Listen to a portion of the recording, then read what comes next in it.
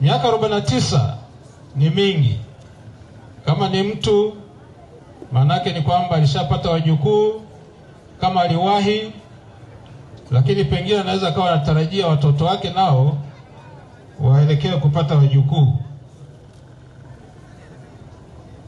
Jambo hilo jema ni kwamba kwa muda wote huu Chama cha Mapinduzi kiliaminiwa na wananchi kuliongoza taifa hili, na bado mwaka jana pia tumepewa fursa nyingine ya miaka 5 ya kuendelea kuliongoza taifa chini ya rais wetu Jemadari Daktari Samia Suluhu Hassan.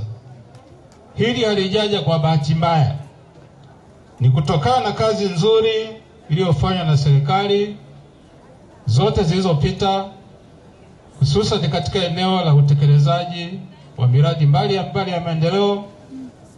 Tuna SGR, tuna zahanati kila mahala, vituo vya afya, mashule, barabara na maendeleo mengi yaliyofanywa chini ya uongozi wa serikali ya Chama cha Mapinduzi.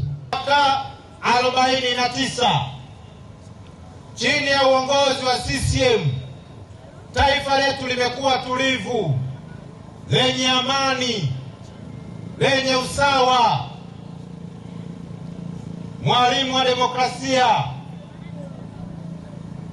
Miaka 49 CCM imejishughulisha na matatizo ya watu, imetafuta majawabu ya matatizo ya watu.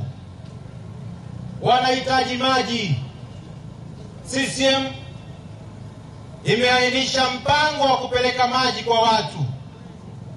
Wanahitaji afya, Chama cha Mapinduzi kupitia ilani yake kimeendelea kutekeleza programu mbalimbali za kupeleka maji.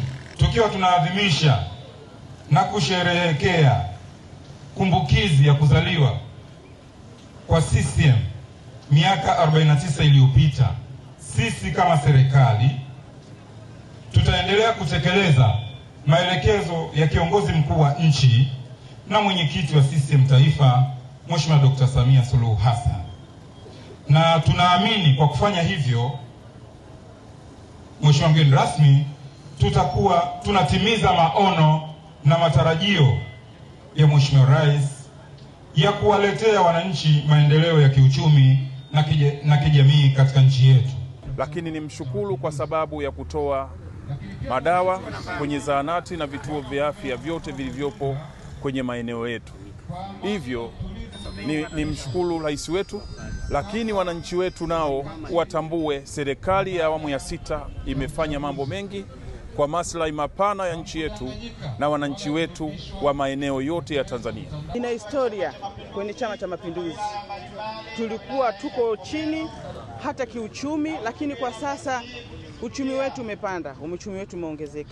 Lakini tulikuwa tuko kwenye mazingira ya tuseme mazingira ya duni kabisa, lakini sasa hivi kwenye barabara, afya, CCM imeweza kusimamia ilani yake na imeweza kutekeleza kwa wingi.